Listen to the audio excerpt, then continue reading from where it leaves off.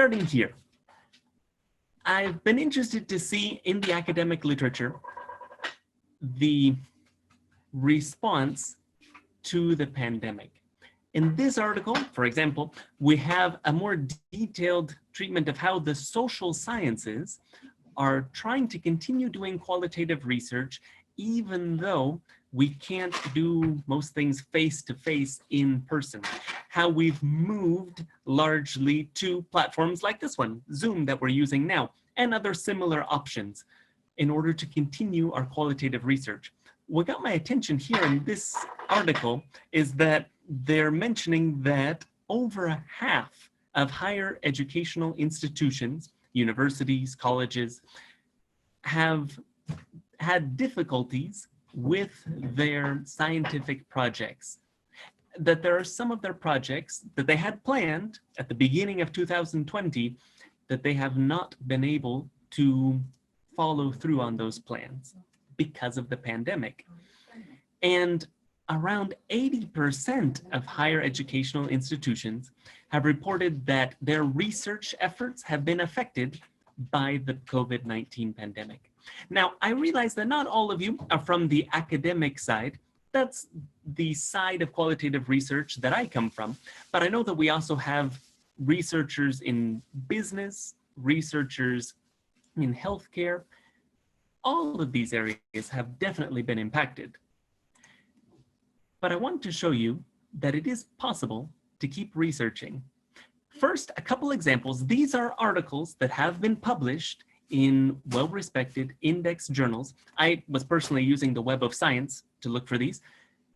And what gets my attention here is that they were using online platforms. In this example, we have a study that was published in August of 2020, but reading through it, the research itself, the interviews, they were all done before the pandemic, back in 2018.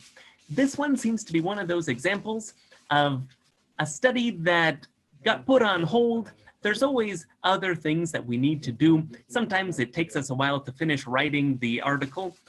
And now during the COVID-19 pandemic, one of the perhaps few good things that has come out of this is that some of these projects that were on hold for a while are finally able to be finished. So this article used, note down here in the abstract, they used Skype or Zoom for semi-structured interviews. So we're doing qualitative research using Skype and Zoom before the pandemic started, even though they published it more recently. In this example, we have a case during the pandemic. It was published here in July, and the research was done here in 2020 also. In this case, same idea. They were using online platforms like Zoom, as it mentions here, in order to do face-to-face, but virtual, interviews with 3 different groups of people. So it is possible. I admit there is a certain discussion in the academic literature. Is it still valid to do qualitative research using online means like Zoom? I personally obviously agree that it is still viable. And rather than try to present an argument, I think the best argument I can give is that here are articles published in well-respected journals that use this methodology. So is it possible? Of course it is. Here are the examples. Now, specifically about the software, the platform we're going to talk about today, webQDA. Can it be used for academic research? Of course. Here are 3 examples. There are many more, but here's just 3 examples of studies that used webQDA. Here it mentions here, in the abstract, it mentions that they use the webQDA software to process this qualitative data. And here we have the publication. And note the vast range of topics, of disciplines that we can cover with this sort of qualitative research. Here, we're talking about students and the lecturer in occupational therapy. So it's a higher education context within the health sciences. Here, we have the use of webQDA software in nursing research. Here we have a report This particular journal is from Brazil, so it's published in English and Portuguese. And they went from 2014 to 2015, so before the pandemic, interviewing, talking about health literacy. So within the health sciences, within nursing, definitely a viable option, a way to use webQDA.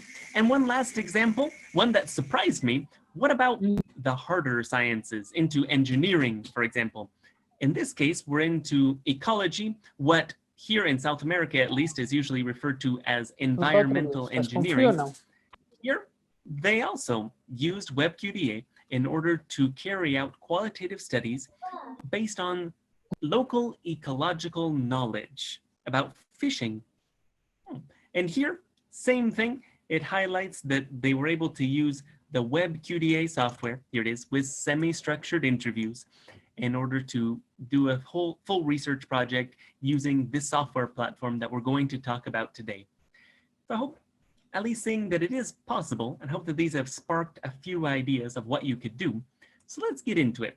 If we go to the main page for webQDA, I hope if you joined the Zoom session a little early before we started, they were playing a few videos talking about webQDA.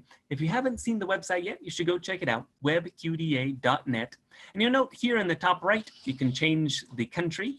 This is one main feature. If you're working on international projects, webQDA is available in Portuguese, English, and Spanish. So I'm going to change it to English. That's the language of this training right now.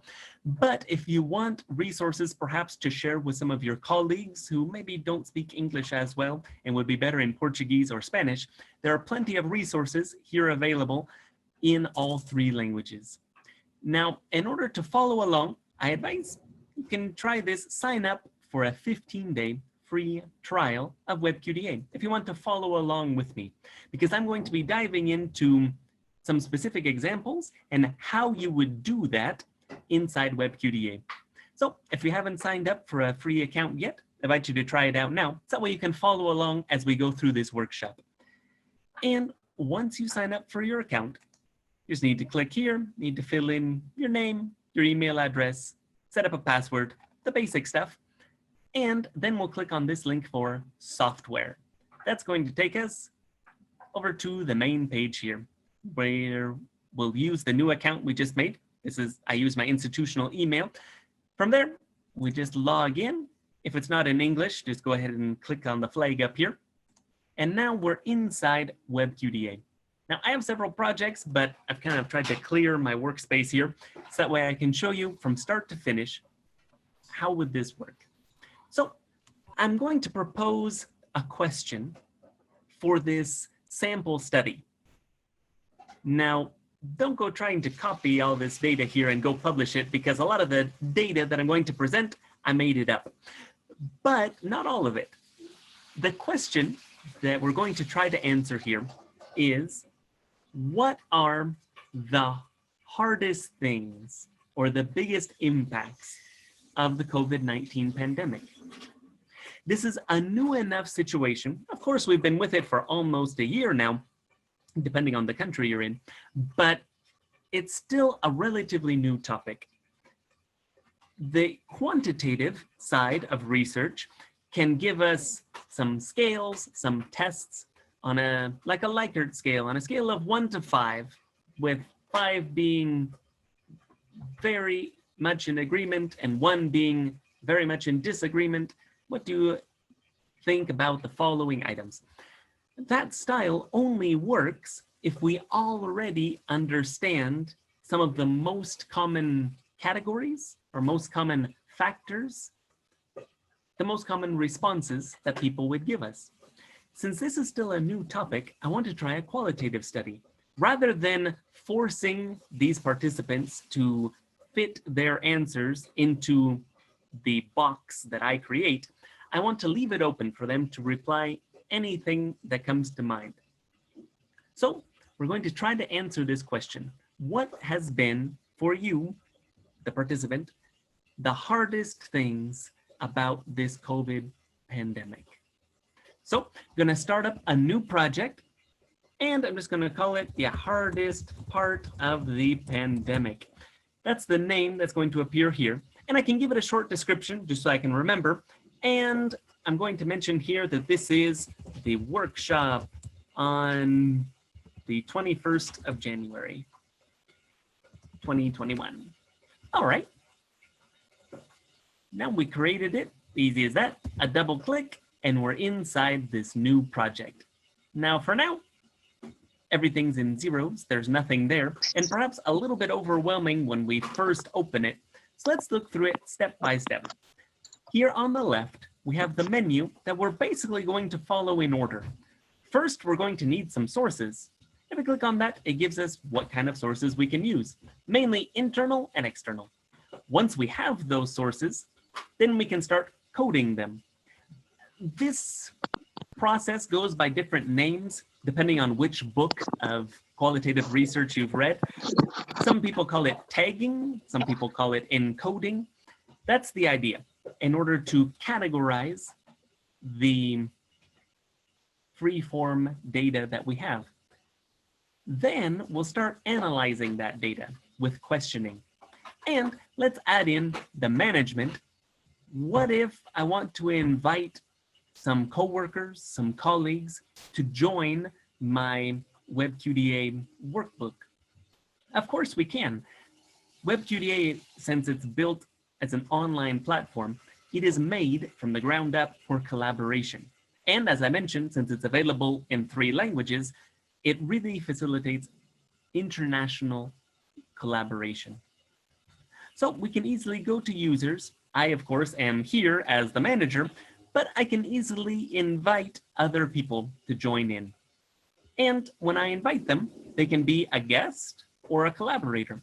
In order to be a collaborator, they're going to need a license for webQDA.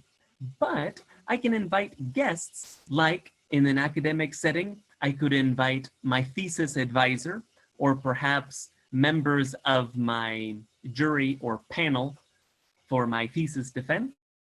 I can invite them as guests. They will be able to log in, see everything, but they won't be able to change anything. But that they can do with just a free account without having to pay for a subscription. 2 very useful features as we get into this, because as we'll see, qualitative research, perhaps to some it sounds easier, and in a way it is, but it can be a little time consuming. So we can invite more people to help us out. But let's start from the beginning. I've made a group of samples of sample, example files. So one moment, I'm gonna pause sharing my screen. I'm gonna open up this folder and show you a little bit of what different kinds of sources can we use. Because the key point, perhaps in our presentation today, is that qualitative data can come from some unexpected places, especially online.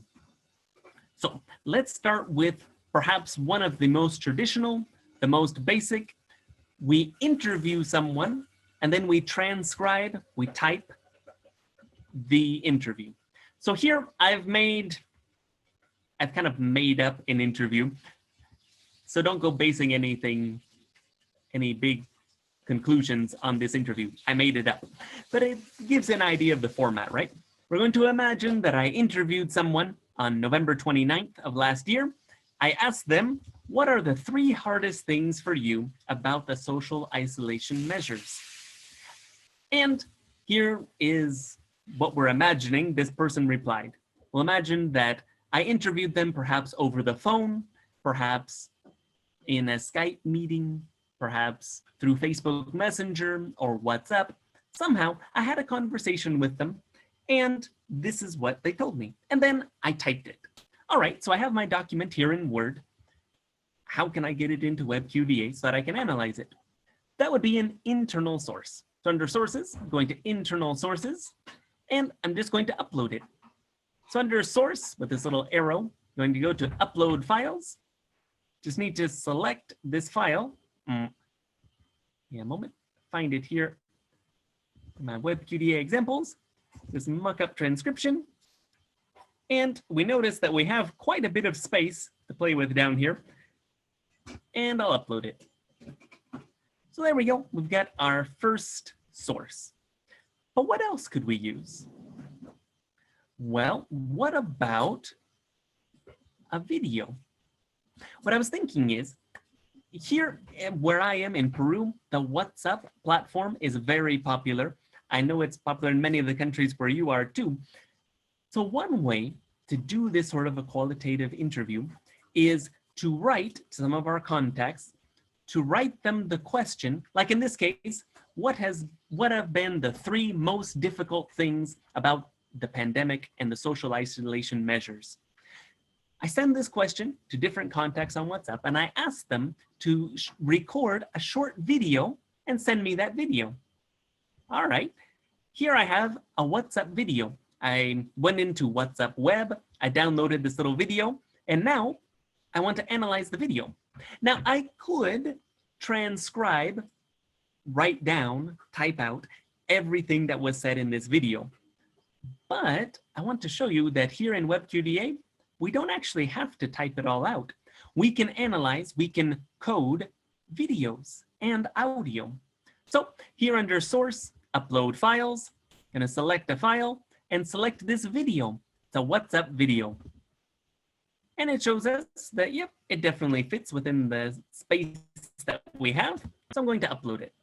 It'll take me a little longer because it's a video. It's a little heavier than a text file, but not a problem. I can upload videos and use them as an internal source. But maybe some of you are already thinking, but what if it's a really long video?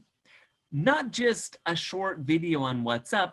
What if I host a Zoom meeting? I invite my participant to join. I record the meeting to my computer, and it's a session that lasts an hour and a half. This video might be 1 gigabyte, 2 gigabytes. It might be a really big video file. Maybe it's too big to upload it here in WhatsApp. Not a problem. It's true, we won't be able to include an internal source, but they've built in a workaround. If there's any file that's too big for us to upload here, we have 2 options. We can upload it to Dropbox, and with a public link, we can import it here. Or, especially when we talk about videos, we can upload it to YouTube.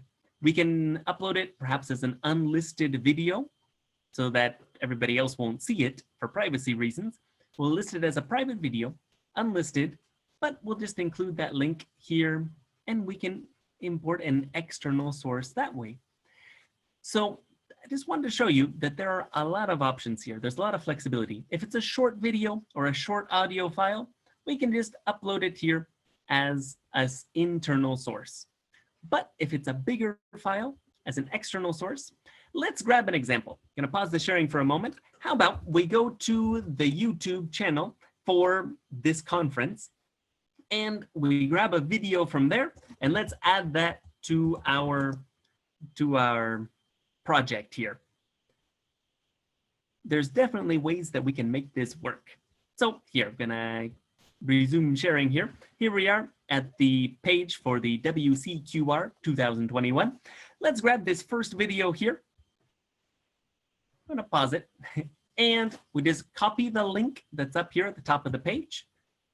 Control C to copy that. Come back over here under external sources. Here, instead of files, it asks us for a link.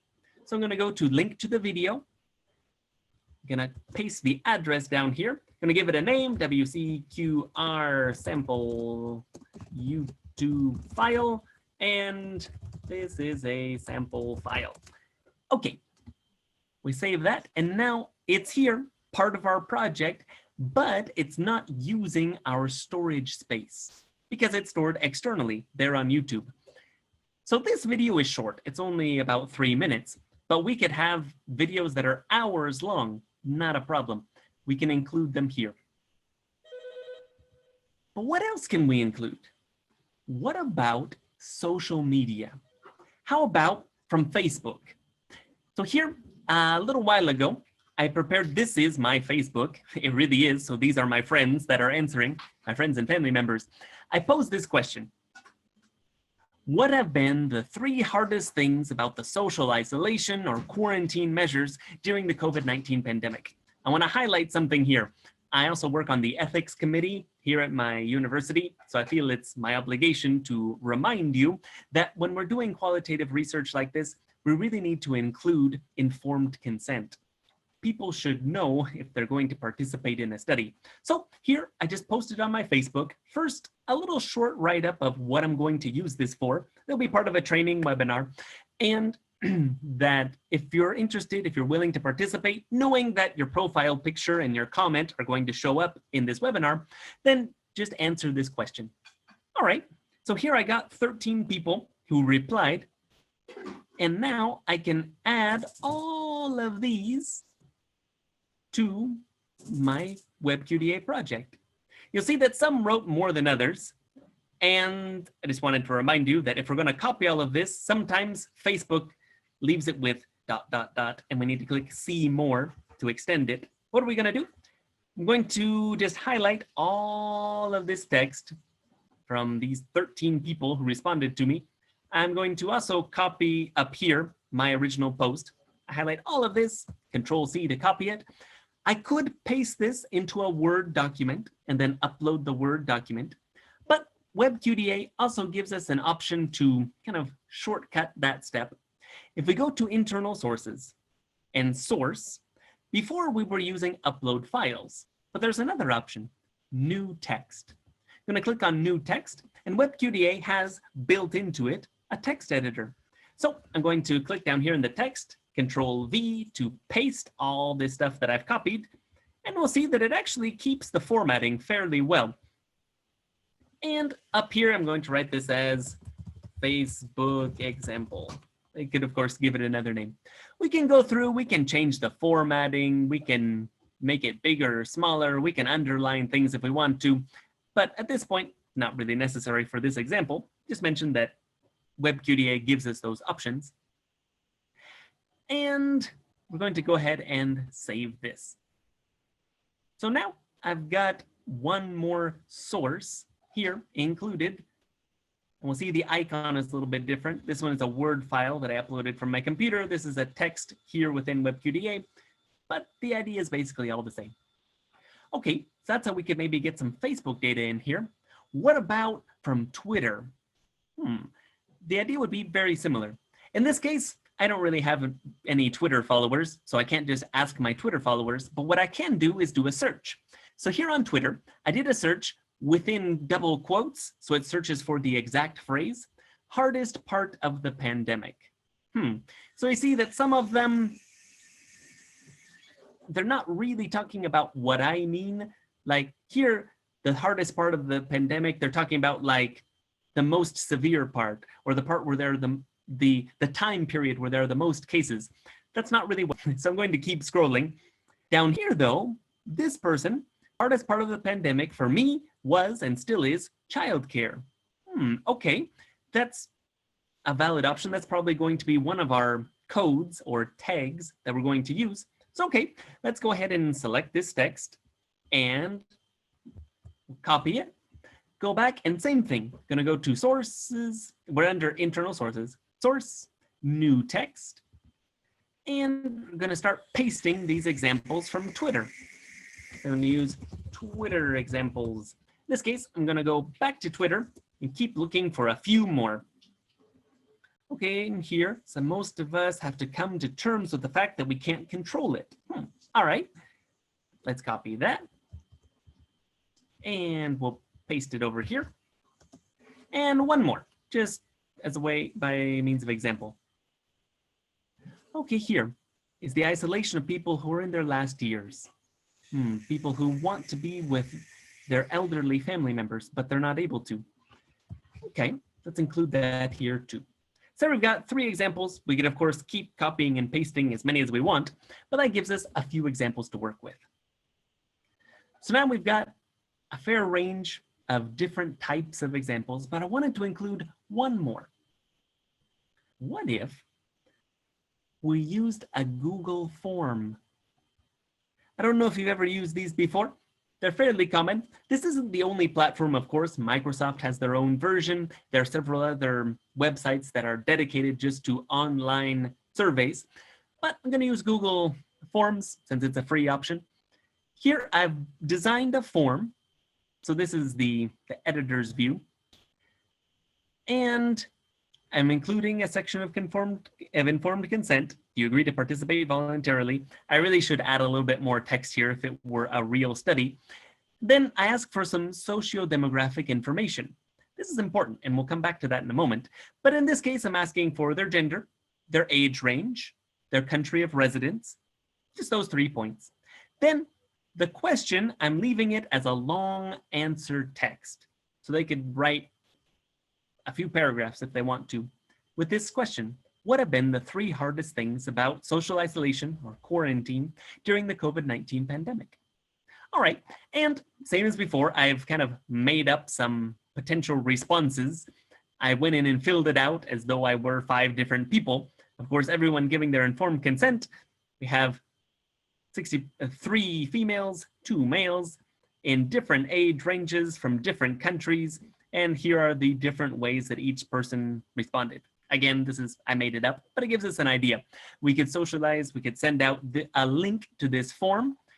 And what I want to highlight here is that we can export this through Google Sheets. We can export all of our results as an Excel file. So here we have the Google Sheets version of my survey. So I can see how each person responded so that each line is a different response and each column is a different question. Imagine up till there, this is fairly familiar stuff for most of you. So we're going to go to File and we're going to download in Microsoft Excel format. Then back over here in webQDA under internal sources, same as before, we're going to sources, upload files. I'm going to select the file. I already had it here in this folder. Going to double click on it and upload it. When we upload an Excel file like this, it gives us some additional options.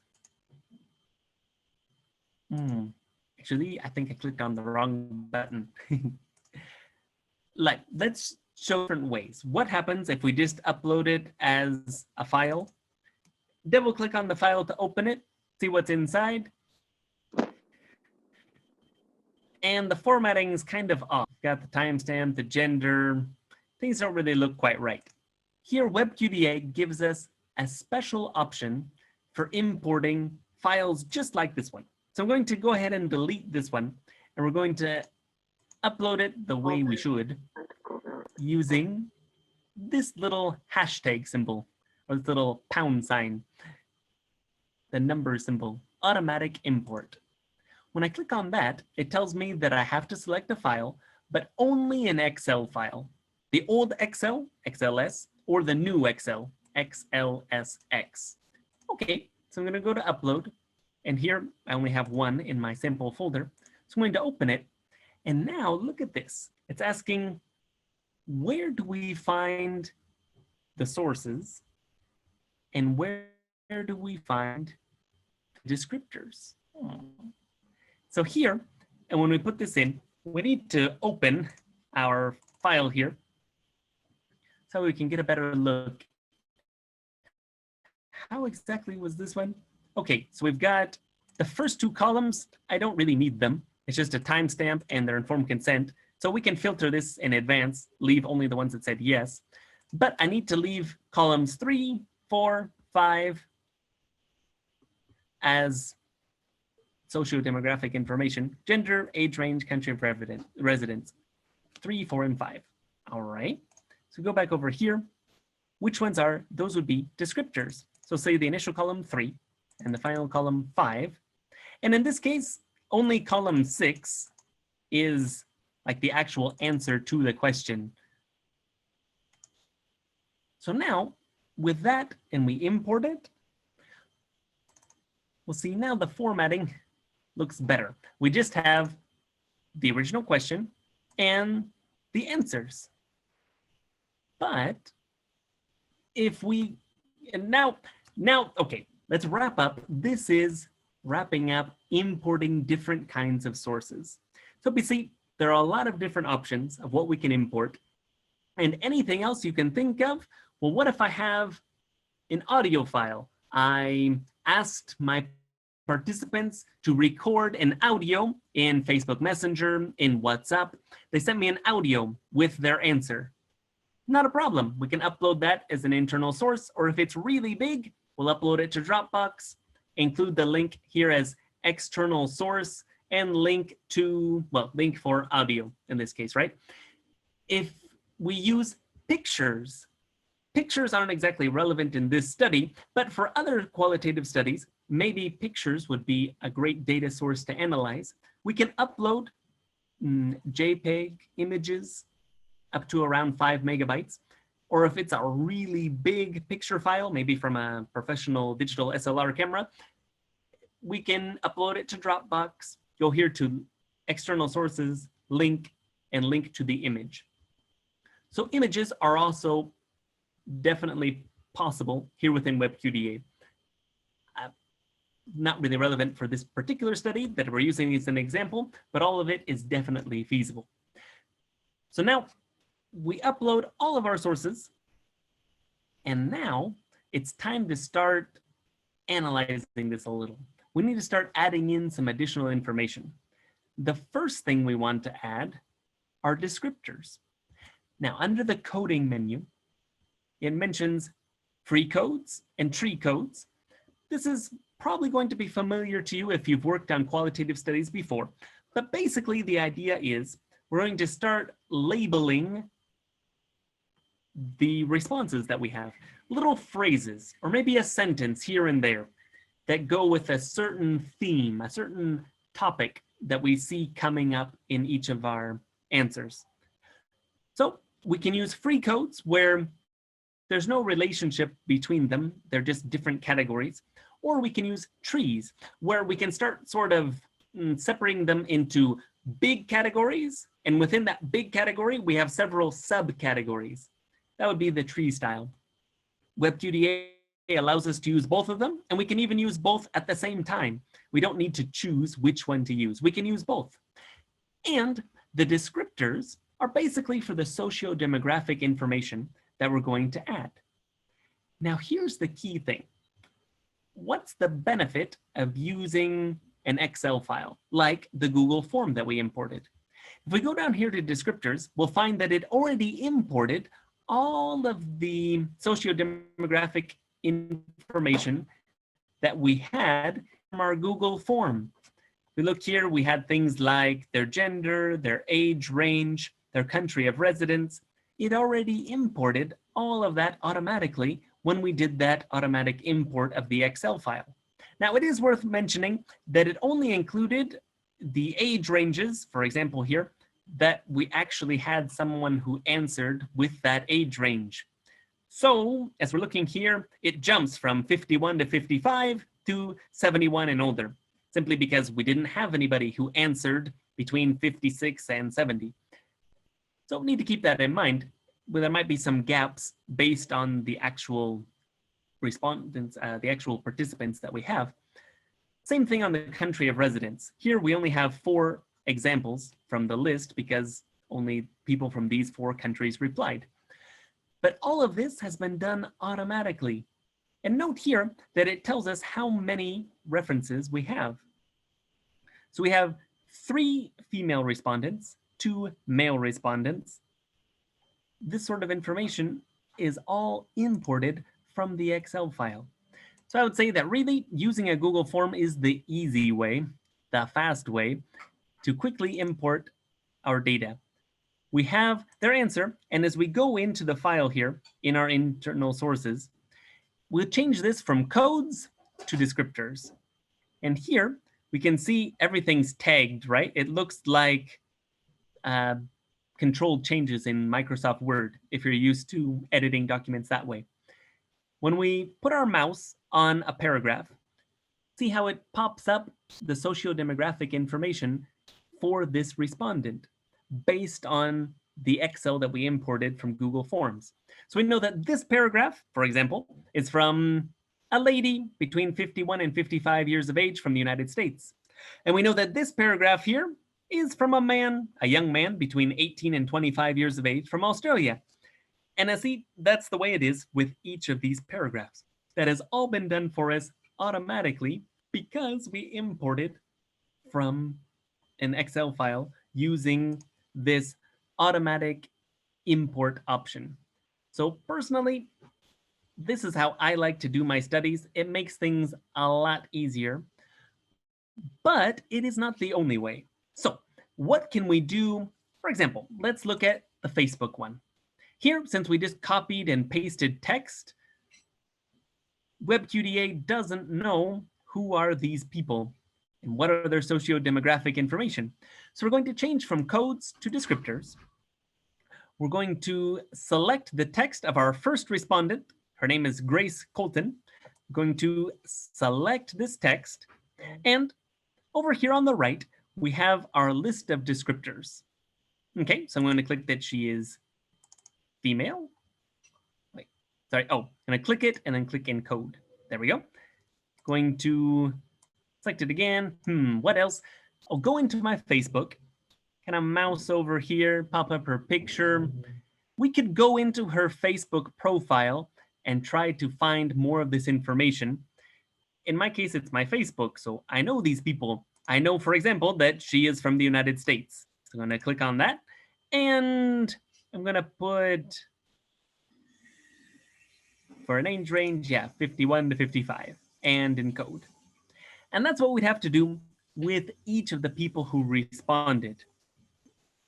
So like here in this case, with Damaris Quinteros, if we look back over here, one thing I wanted to highlight here is that we don't necessarily need to keep all of our responses in the same language. I'm here in Peru, so many of my friends, the people on my Facebook, speak Spanish.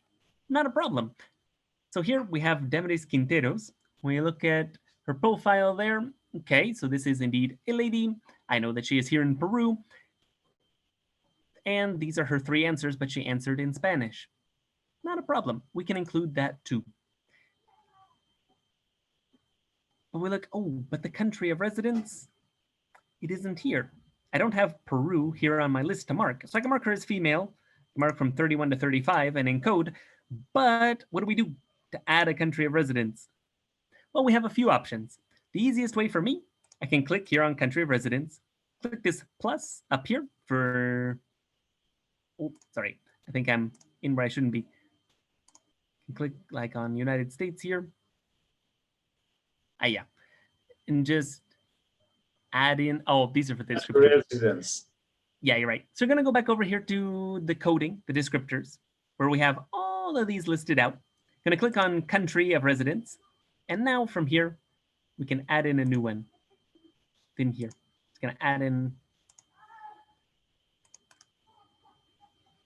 a new one.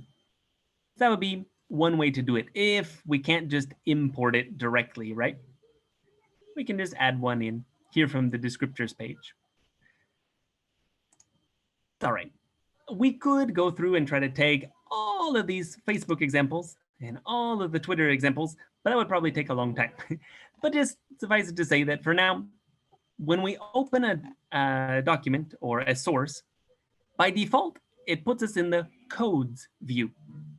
But we can also switch it to the descriptors view. And this is where we select the text of a given respondent, like Jennifer Asplund here. Select the text that corresponds to this person. I'm going to throw in her name as well. And we can add in the socio-demographic information over here on the side, encode, and there it is, all set. And we would just do that for each person who responded. Now then, what about on the external source here? When we click on it, we have a video file. Let's imagine that this is the video of an interview with one person. Like we had a Zoom call like we're on right now. We recorded the session. We did our interview here over Zoom. Now I've got this big video file. I uploaded it to YouTube. and then I imported it here as an external source. How can I tell webQDA who this person is?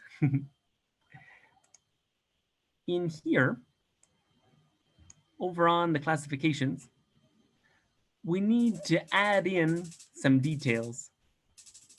Here, we're under coding, classification, and to classify sources. So we can add in some of these details like gender, for example, over here. Better to put it like male or female. Those kind of things we can add in there. If we go back here, now we'll see that the classifications that we had before appear here. Yeah, sorry, I'm doing it wrong. Go into sources. We'll set this as a general overarching category like interview. And then within that, we're going to add some new attributes. So we'll call this one gender. We'll say that it's a text one, and we'll add in the different options like male, female, and perhaps one prefer not to answer. Leave those as the 3 options here. We'll save it. We go back to our external source and click on this here. We'll go to classifications, select that it's an interview. That's kind of the overarching category. And then we'll see the attribute that we've established, and we can select, we'll say this is a male participant. And we can add all the other socio-demographic characteristics that we'd like. This is more to tag the whole file, that everything in this file is from this one person. In these other sources that we've been using as examples, most of them we have several different people within one document. So we can't just classify the whole source, the whole document, because inside we have several different people. So we can't just say that all of this is from a lady from the United States, because no, we actually have a guy here, we have 2 ladies here. We need to tag it, each little part, separately. But when we have sources that the whole file is just one person, that's where these classifications come in. So we can go through all of this process, make sure all the socio-demographic information is there. Well, we can go through and tag it all. Now then, how do we go about doing the sources, the codes, the encoding or the tagging, depending on the book on qualitative research that you learned on? We have 2 main options. If we start from the beginning with a list of codes in mind, like I think people are going to talk about, some of them will talk about how one of the most difficult things about the COVID restrictions has been not being able to spend time with their family. Some people are going to say the hardest part has been the economic part. It's been hard for their job. Some people are going to say, okay, if we have categories like that in mind from the beginning, we can just add those in right now under coding. I'm going to start structuring it. Let's call this, let's use tree codes for an example here. Like let's use a wider category of family interaction. Inside that, we're going to add some little subcategories like unable to visit elderly family. And within this same broad category, we'll put unable to meet for family gatherings. So in this case, we're talking about especially the elderly, and many countries are particularly vulnerable, so they're extra protected. People can't go and visit their grandparents in nursing homes. So that would be one. And also a different one here, just the normal family gatherings. We all get together and have lunch over at my mom and dad's house. We can't do that right now. Okay, so we have 2 codes within one broader category. That's one way to do the codes. We can also have free codes that are separate. They're not grouped into categories. They're just, each one is isolated.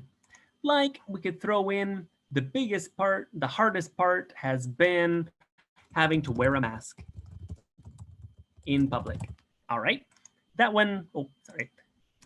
Wearing a mask. Yeah, we're just gonna leave that like that, wearing a mask. Okay.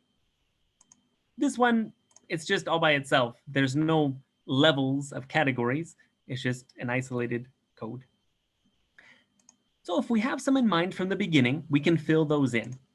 Personally, what I prefer to do is go into my sources and see what categories start to come up based on the responses that I have. So let's go into the Facebook example, because, well, here we actually have real people with real information, not just stuff I made up. So by default, we're here on codes. We're going to leave it there. And here on the right, we can see the codes that we've already created. We have within the free codes, we have wearing a mask, and within tree codes, we have family interaction with its 2 sub levels, right? Okay, so let's see if we can start categorizing what we have here. Grace Colton, for example, told us the first thing is not being able to spend time with my elderly mother. All right, that would be unable to visit elderly family members. So click on that and encode. Okay, not going to church in person. This is something new. So let's go to tree codes. We'll add in a new code. We'll call this social gatherings. And within that broad code, I'm going to add in a new subcode. Easier if we go back to the tree codes view.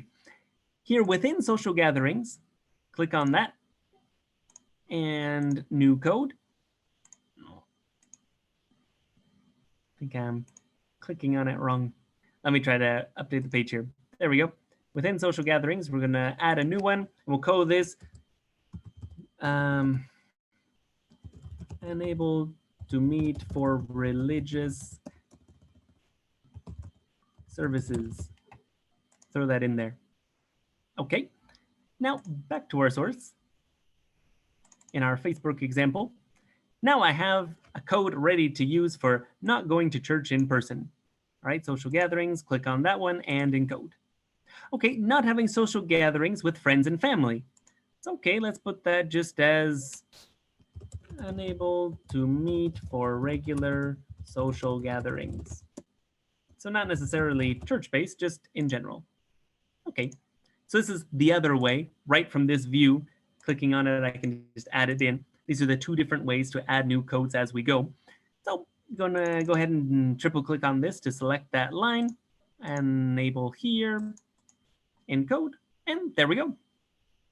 Now we have all 3 of these tagged. And if I put my mouse over it, it'll tell me which code we've applied. That process can take a little while because we have a lot of people who have responded. But let's highlight one thing here. Note that since my codes, I'm the one coming up with them and I'm the one tagging them, I can tag this response that's here in Spanish without any problems because the idea behind the words is the same. It doesn't matter what language it is. So like here in English, roughly translating on the fly here, it would say, not being able to visit my father and brothers for Christmas or for vacations. All right, so this would be unable to meet for regular family gatherings. I'm gonna go ahead and code that one there. To see my children fighting with the social distancing or trying to deal with being socially distanced from their friends. So here we have a whole new category, I would say. Let's put in a new tree code for children. And within that one, I'm going to put children cannot meet with friends. Okay. Of course, in a real study, we should probably give a little more thought to the exact words that we're using, but this is just an example. It's going to encode that one. And here, dealing with teaching without having direct contact with my group of colleagues and students. So it gives us an idea that this person, Damaris, is a teacher. So let's add in a new broad, let's add in a new broad tree code for work. And we'll call that one education is difficult online. Like I said, we should really give this more thought and a better name, but it gives us the idea for now. So I'm going to go ahead and select those and click on it and encode. So this is the idea that we're going on here. We're going to have to go through and tag all of these. Let my internet catch up with this. There we go. Yeah. So to our colleagues who favor quantitative research and perhaps look down on us, those of us who favor qualitative research, saying, no, qualitative research, that's not real research. It's too easy. No, this is the part where it's complicated. It takes time and it takes brain power. We have to think about it. We have to think about how to make these codes. So webQDA can't just take our sources and output an article for us. That's not how it works. webQDA, like any software platform, Microsoft Word doesn't write our journal articles for us. Excel cannot prepare our spreadsheets for us, and PowerPoint cannot make our presentations for us. webQDA is much the same way. It's useful, it makes the process faster because we have everything we need here at our fingertips. In this view, this is perhaps, to me, the most useful part of webQDA. Of course, I'm very impressed with the flexibility we have to import different types of sources, but perhaps the main part of our time will be spent in this view, looking over text, selecting part of it, going over to our codes, and encoding, and adding new codes as needed so that we can continue to expand. This view, I think, makes it very easy to do that. All the buttons we need are right here, close at hand, but we have to do it. It's going to take some time to go through this whole document, select each little phrase, and encode it. That's why the shortcut for part of it is in the socio-demographic information, the descriptors. We can shortcut that part a little using a Google form or some other way to have our data in a spreadsheet. But the coding, that's mostly on us. Now, I do want to mention along those lines that they are working on a process here at webQDA. Like, let's open our example of the mockup transcription. Here, we have more text to sift through. So here we would need to go through and select just some of the text and select, we can add some new tree codes there. I was going to mention here in the coding area, like if we go to tree codes, they have an automatic encoding tool. They're still working on it. It's come a long ways. And I think as we move forward, it will be more and more useful. So once we go through and manually add a lot of these tags, we can try to use the automatic encoding tool to try to go in and fill in the rest. This would probably be useful if, for example, we're doing like this Facebook example and we have hundreds of people who responded to us. Maybe we can try coding the first 20, 30, and then using the automatic encoding to try to fill in the rest. But it's always going to need a human touch to go over and check and make sure everything's okay. But just wanted to throw that out there, that that's one of the newest features that's still a bit under development, but it's come a long ways. And I hope to see here in the near future that this will work better and better as it gets more and more data to work with. Before I leave this section though, I want to mention, wait, but how do we tag a video? Up until now, we're talking about examples in text. And I told you, like when we looked at this sample, imagining that we write to someone on WhatsApp, we send them our interview question, and we ask them to record a short video and send it to us. Okay, of course, we could type out everything that they said, but what if we just upload the video? How can we use our codes here in a video? Well, let's double click. And here we have our video view. So let's start the video playing. You can't hear the audio, I think. I don't have it set up to hear it.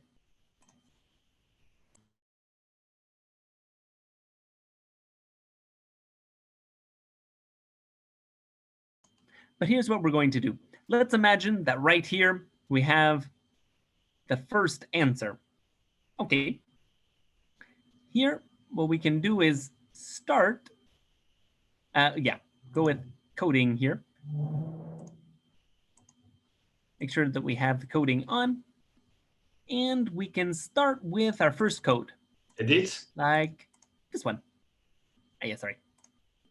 And we add in a little bit of text to go with it, like just summarizing a small piece, maybe in the whole 30 seconds, we just summarize all of that in a little bit of text. That's one of the main ways that we can do this. Going to edit, go through, we'll mark a start point here. Let play for a little bit. We'll say, and of course we're listening to it. We're finding where does this idea end? Okay, we set the end mark. And down here, we write a brief description of what was said there. Of course, we can make it longer if we want. We could type out everything that was said in this little clip if we want to. That would be one, perhaps the most complete way to do it. But we can also write just a short summary if we want, depending on the type of study we're doing. And let's just say that here he was talking about unable to visit elderly family, let's say. And we can keep going. Let's imagine that, okay, then as we keep going with the video, he's talking, not really saying anything relevant until we get up here. Then we'll set a new start point and a new end point. So we can set several little clips here, because often, if you've tried qualitative research before, you've probably noticed that in an interview of an hour, hour and a half, there are long sections where our participant kind of gets distracted, goes off talking about something else that's not really related to our study, and then finally comes back on topic, right? So we don't need to type out all of those extra side tangents. We'll just focus in on the part that's actually relevant to our study. And let's add in here that, like, children cannot play with their friends. Okay, I'm going to save that here. Now we can select this text that we've typed up. We'll select this text, and then we can tag it with the relevant tags. So in the end, of course, I clicked it where I shouldn't have clicked. There we go. In the end, of course, we're just going to be dealing with text because that's what we can analyze. But we don't have to type out all of a video interview in order to be able to highlight it, to deal with it. We can just type up the most relevant parts. And that way it saves us some time. We don't need to type out the transcript of pieces of an interview that really aren't very relevant to our study. But there we go. We've typed up the most relevant parts. The same would hold true for a video, an audio, or a picture. Let's see how would it work in the picture view. Here we have snapshots. Let's take a snapshot here so we can get an idea. We can also tag pieces of the picture and give it text. So I'm going to close this though. That would be the way we'd deal with pictures. We'd highlight a piece of the picture and give it some text, which we could then encode. Once we have all of that done, and honestly, it would be better if we tagged more of this, but to not take too much of the time because I want to give you some time for questions at the end. Let's look through now, how would we analyze all of this into questioning? Now, some of the basic things we can look for are word counts.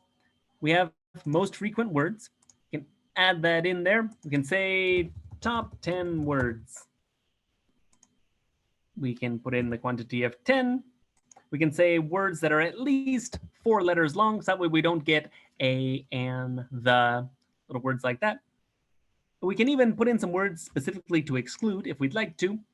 And we're going to put in the restrictions which sources we include. Let's include all of our internal sources, because that's where we have most of the text right now. My internet is not really cooperating right now. That's what lets us do a source, a list of words to search for. This can be helpful to see what are the words that keep appearing in several different conversations, different responses. What are the words that everybody's using? Include all of these. There we go. And save. So double click on it. We asked for the top 10, so here they are. Okay, some of these are more connector words like that, with, but some of the words here like family. That's interesting to see that family is one of the words that comes up several times. That could be relevant. If we click on family, as an example here, it shows us where that word appears. And it opens up the document and it highlights that word in yellow. See, like with friends and family, missing family traditions. Okay, and it tells us how many times it appears. 14 times. All right. Some other things that we can do with this, we can export this as an Excel file so that we could work with it a little bit more. We don't have to limit ourselves to just the top 10 words. We could do the top 100 words if we wanted to. That part's fairly flexible. We can also make a word cloud. This can be useful for some ways of presenting the data with bigger letters here, meaning it shows up more often. And then we can export this as a PNG, as an image. So here we're getting into, in the questioning area, how can we present our results? Maybe that would be in PowerPoint slides that we'll present to some of our bosses at work or to a client. Maybe it will be in a journal article that we're working on, maybe as part of our thesis or doctoral dissertation. Questioning is where we get into presenting the data. So here's the first 2 ways. We can do, based on word frequency, we can do an Excel table, a full spreadsheet, or we can do a word cloud. We can search for specific words. Like we found out family is a fairly common word. So we can search for the terms family, and we can get a lot more advanced than just this. This is just a basic example. We'll add in all of our internal sources again. All of those. And when we double click on it, it shows us in each of the sources, where does this appear? And by frequency, okay, so the word family is in our Facebook example 11 times. It's in our Google Forms example twice. It's in our WhatsApp video, the way we tagged it once. It gives us the option to do by bar and pie charts, like here. And here, this word, where does it most appear? Well, in our Facebook example, the most, then social isolation, WhatsApp video. So it gives us options here, and we can export these as a PNG or as an Excel file. So that could be useful for presenting our results. It also gives us the option to export this part as an Excel or as a PDF. So we have a lot of flexible ways that we can export this data based on word frequency or searching for specific text. But to me, what I find the most interesting, because some of these analyses, perhaps some other software could help us with more in a similar way. But here, the matrices. To me, this is the main thing that all of our work here in webQDA focuses on, this output. We import all of our sources. We tag them all with their socio-demographic descriptors. Then we go through and we encode their different responses. All of this, why? So that we can make these matrices. Let's try a sample one here. Now remember, since we haven't actually tagged all of our data, it's not going to be very complete, but it'll give us the idea. How about we can think of basically any of our descriptors and any of our codes and see how they might go together, like codes versus gender. Take that as a first example. So for the lines, I'm going to choose under descriptors, I'm going to choose gender. And under columns, I'm going to choose all of our codes, all of our tree codes and free codes. I'm going to save those. And it gives us this little table where in the rows, we have each gender, and here across the columns, we have the different codes or categories or factors that we've set up. So we can say, for example, looking at this one, we have more females that have responded, like 2 here versus none here. Like I mentioned, since we haven't really filled in much of the data, since we're trying to go quickly as this example, it's not very complete. But we could get some insights like maybe some of these factors are more common, are more relevant for men than for women. Like thinking of it more of like a dissertation, my hypothesis would be that women are more likely to respond about the needs of their children, about how their children can't play with their friends than men are. And I could hypothesize that men are more likely to talk about work-related issues than women are. If it's true or not, we could use this table to help us find out. But of course, in order to really take full advantage of these matrices, we would have to fully codify all of our sources. But let's give some more examples, because to me, this is one of the most exciting parts. This is where we can really let our creativity go. What factors might contribute to the way someone responds? That's where our socio-demographic information comes in. Like, are the responses different based on country versus codes? So here in the lines, in the rows, we can include under descriptors, the country of residence. And under columns, we'll include all of our codes, our tree codes and our free codes. We'll save those. When we open this one, country versus codes, okay, here's all of our different countries. And we could see, okay, some of these seem to be more common. So in the United States, this one's more common than in South Africa, or it's more common than in the Philippines.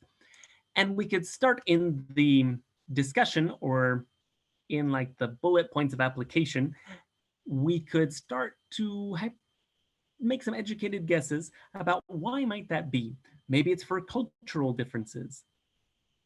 Maybe it's because of differences in the ways that each of these countries is dealing with the lockdown measures here for the quarantine. We could start adding some additional information to try to give some context to why this might be. Why do we find different examples based on different countries? And we can keep going with basically anything that comes to mind. What about based on their age range? Maybe things like I can't hang out with my friends are more common from younger people, and I can't see my elderly family members are more common with people who are middle-aged, for example. That sort of thing. All of these questions that we can come up with, we can try to answer here with these matrices. Of course, like I said, that assumes we have gone through all the work in our sources of making sure that everything has their descriptors, the socio-demographic information, and their codes or their labels or tags, the different categories that we're dividing their responses into. If we've done that for all of our sources, and we have a lot of sources, we can get some valuable insights from these matrices. To me, this is the most interesting. And when we open one of these, we can export it as an Excel file, or as a PDF. So that gives us an easy way to export these results. But there's more. Here it's counting just based on number of references. We can count it based on number of sources, meaning the number of documents that we have imported, or videos, or whatever it is that we've imported, or we can base it on number of words. Like here, there are 10 words used by women to describe unable to visit elderly family. And if we double click on it, it shows us where that was. Oh, these 10 words are from this Facebook example. Over here, these 12 words are from this other Facebook example, and it gives us the exact words that we have tagged. Here, in this unable to meet for regular social gatherings, if we click on it, it shows us that these two references are the ones, and these are the exact words that they used. Things like that are ways that we can get even more insights out of this data. We're not limited just on the number of references. Of course, if we click on number of references, we can see, okay, for example, here, the same example we're using, unable to meet for regular social gatherings. If we click on it, there's only 2 references. If we click on that cell, it'll show us what those references were. But if we click on words, it shows us how many words they used describing that, how many words we have tagged with that label. So we have those 3 ways to break this down. Based on the number of references, that's the most common. That's what we're usually measuring. But we can also base it on number of sources and number of words. And all of that can be exported in PDF and in Excel formats. Michael, So we can have keep working on it. 5 minutes because we need time to some questions, and we have 15 minutes to the break. Okay. Yeah, sounds good. I think really here, we're about wrapping up. I hope that you can catch a little glimmer of the possibilities that are open to you here. To me, this is the exciting part about qualitative research. We can brainstorm and come up with questions, possible relations. Why might it be? Who are the ones who answer more in this way? These matrices can help us answer those questions based on the data that we've analyzed and tagged or encoded. That's why we go to all this work. It does take some time to go through, to tag all the descriptors, to encode all of these categories that we come up with, but it's worth it because it gives us these insights here in these matrices. We can also do a search for given codes. That's another option that we have here. Let's search for codes like, let's find all of the social gatherings codes and its subcodes. So cheat codes will go with the 2 of, I guess we need to select just one of them. All right, let's select just the unable to meet for religious services one. It's a social gathering and unable to meet for religious services. So we can combine them. We can use ands, ors, these conditions, and or not. Like how many people use this code and another code together. We can do more searching there. We haven't really tagged enough of our data to really have a good example to show there, but there are more ways that we can keep analyzing. But for me, this is the big thing. Also, we've mostly been looking at the quadrangular way to present it, but just to mention it, we can also do triangular matrices. That option is also available just with the lists here. Like, let's throw in all of our tree codes. We can do triangular matrices as well. I mostly focus on the quadrangular ones, but just wanted to throw that out there. I know for some studies, triangular matrices can be more relevant. webQDA also allows that. We can keep coming up with any ways that we could cross different data that we have. So I hope that this has been useful. I hope that you have caught a glimpse of ways that webQDA can further your qualitative research using tools that we have at our disposal here from our homes or from wherever we're working here. We don't need to go into the office, and we definitely don't need to be in person in order to keep doing qualitative research. So I hope that's been helpful. And now I want to open up some time for your questions and comments.